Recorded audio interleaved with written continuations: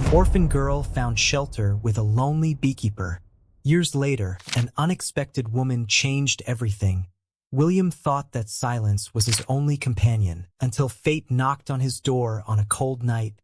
A stranger, a child, a request for shelter. What seemed like the end of a winter marks the beginning of a new story.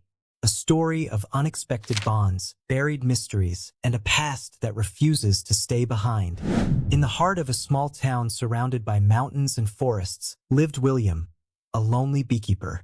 His wife, Eleanor, had passed away 5 years earlier, and since then he had withdrawn from people, finding solace in bees as a distraction from his pain. His refuge was a simple cabin, surrounded by buzzing hives, a stark contrast to the silence that dominated his home. The solitude, which had initially been overwhelming, had become a quiet and constant companion. One winter night, the storm gathered quickly. The wind howled, and the snow fell heavily, covering everything with a thick white layer. William, as usual, sat near the fireplace, feeling the warmth of the flames while watching the embers crackle. However, that night something interrupted his routine. A muffled sound, almost imperceptible amidst the storm, came from the door. He hesitated for a moment, his heart unexpectedly racing. No one had come to his house in a long time. When he finally opened the door, he was surprised to find a man covered in snow, with a pale and desperate face. Beside him, a little girl clung to her father's coat, shivering with cold. "Please," the man began with a weak, almost hoarse voice. "We need shelter. My daughter, we've been traveling for days. She can't withstand the cold much longer." William stared at the scene for a few seconds. Years of solitude had made him distrustful, but the girl's frailty stirred something inside him that he thought had died along with Eleanor. He opened the door without saying a word, letting them in. "Warm up by the fireplace," he said, his voice rough from disuse but welcoming. The man, named Robert, thanked him with his eyes as he guided his daughter to the fire. He began to share fragments of his story between sips of hot tea and bites of old bread that William had offered. He spoke of a difficult life, escapes, and a constant need for protection. William didn't ask more than what Robert wanted to share, but something in the way he held his daughter, named Emily, awakened a sense of familiarity in William, as if he recognized that silent desperation. "I just want her to be safe," Robert said, his voice almost breaking. "I just want her to have a chance to." He paused, visibly exhausted. William looked at Emily, who was already asleep, curled up under a blanket near the fireplace. For the first time in years, he felt a responsibility that went beyond himself. The storm raged outside, and at that moment, William decided that they would stay. At least for that night. As the beekeeper stayed awake, listening to the sound of the storm outside, his mind wandered between memories of Eleanor and the strange feeling that something in his life was about to change forever. The next morning, the storm had passed, leaving the small town covered in a thick blanket of white snow. William woke up to the sound of the bees starting their activity outside the cabin. The cold still lingered, but the worst was over. He got up with difficulty, his muscles stiff from age, and went to the kitchen, expecting to find Robert and Emily still asleep. When he reached the living room, something alarmed him. The spot where Robert had slept was empty. Only Emily, still curled up under the covers, slept peacefully. "Robert," William called, but his voice was swallowed by the oppressive silence. William's heart raced as he ran to the door, hoping to see footprints in the fresh snow, signs that Robert had left temporarily. But there was nothing. The snow was untouched, without tracks, as if the man had vanished into thin air. "He left," William murmured, more to himself than to anyone. When he turned his eyes to Emily, who was beginning to wake up, William felt the weight of responsibility fall on his shoulders. He knew Robert would not return. There was something in the man's eyes the previous night that suggested a silent desperation, a farewell disguised as a temporary pause. Emily rubbed her eyes and looked around, searching for her father. "Where's my dad?" she asked, still sleepy, her voice sweet and innocent. William crouched beside her, his expression gentle but marked by uncertainty.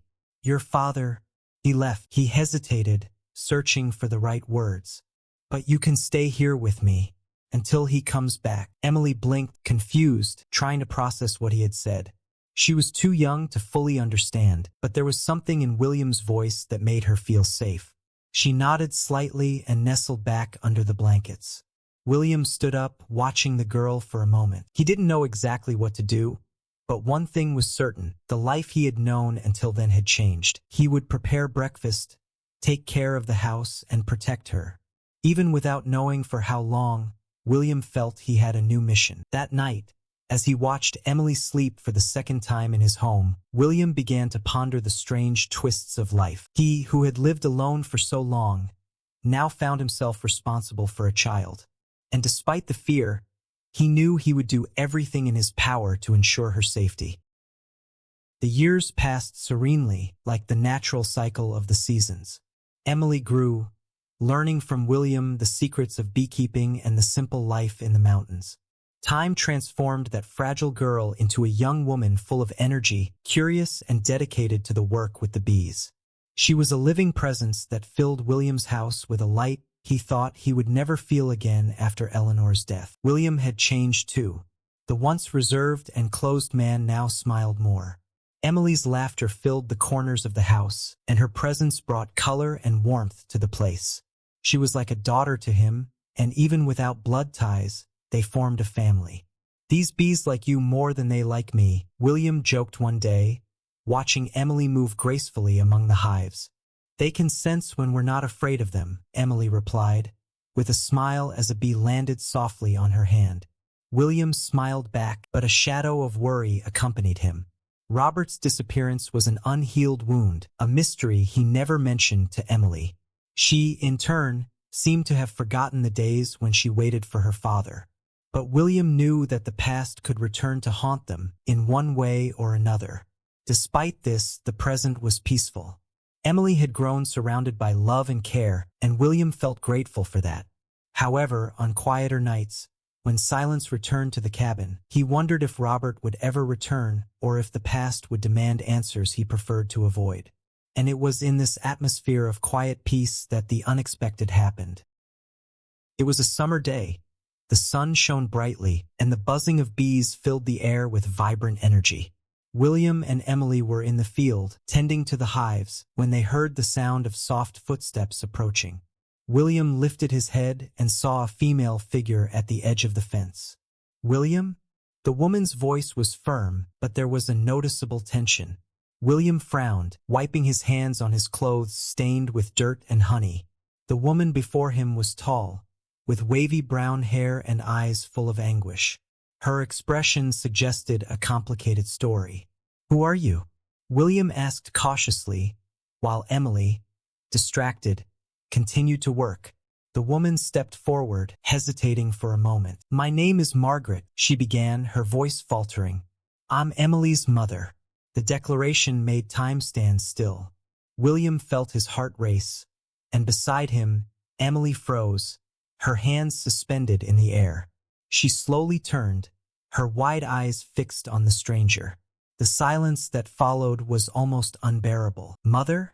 Emily's voice barely rose above a whisper. Margaret took another step, extending her hands in a hesitant gesture. "Yes, Emily, it's me. I have been absent for a long time, but I never stopped thinking about you. I searched for you all these years." William looked from Emily to Margaret, feeling a mixture of relief and concern. He knew Robert's past was not entirely buried, but this twist caught him off guard. He felt a strong instinct to protect Emily, but he knew he couldn't ignore the young woman's right to know her mother. "Where have you been all this time?" Emily asked, still in shock. Margaret took a deep breath, fighting back the tears threatening to fall. "Your father ran away with you when I was wrongfully imprisoned. I was accused of a crime I didn't commit. I was unknowingly involved in a money laundering scheme. I fought for years to clear my name and find you. And now, here I am." Emily remained silent, her face a mix of anger, sadness, and confusion. William, observing everything, realized that this reunion would not be simple. He needed time to digest the impact that Margaret's arrival would have on their lives. Days following Margaret's arrival were tense. Emily seemed to live in a state of constant reflection, torn between the curiosity of knowing her mother and her loyalty to William, who had raised her like a daughter. The beekeeper, in turn, tried to remain calm, but he felt on the brink of losing everything he had built with Emily. "William," Emily said one morning as they worked among the hives, "I don't know what to think about all this." "Margaret, my mother," she hesitated, looking at him with teary eyes. William stopped what he was doing and approached her, placing a caring hand on her shoulder. "Emily, I know it's a lot to process, and I don't want you to feel like you have to make a decision now." He paused, taking a deep breath before continuing. "But whatever you choose, know that I'll always be here for you."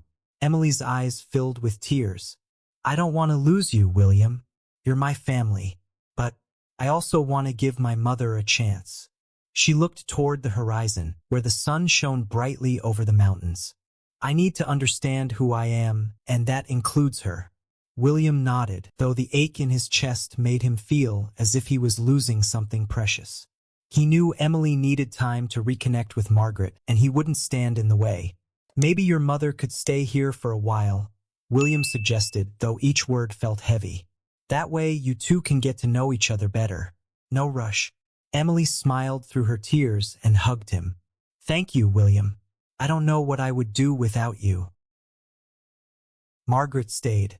Weeks turned into months, and gradually, the ice that separated mother and daughter began to melt. Emily, despite her initial fears, began to accept Margaret into her life. The conversations were slow, careful, but full of emotion and sincerity. "I'm so sorry, Emily," Margaret said one afternoon as they walked through the field. "I'm sorry for everything you had to go through. If I could go back in time." "There's no point in looking back, Mom," Emily replied, surprising even herself by using the word mom. "What matters is what we do from now on." Margaret smiled, a smile full of relief and gratitude. William watched the growing bond between the two with mixed feelings. Part of him felt that Emily didn't need him as she once did, but another part was grateful to see her finally at peace. His friendship with Margaret also deepened, and over time, they formed a bond based on their love for Emily and their shared desire to protect the young woman. William's home, once so lonely and cold, was now full of life. Laughter echoed through the halls, and the buzzing of bees seemed more vibrant than ever. They had become a family. Not by blood, but by the invisible ties of love, acceptance, and forgiveness. "I never thought I'd have this again," William said one night as they dined together. "A family." Margaret looked at him, moved. "Sometimes the best things come when we least expect them."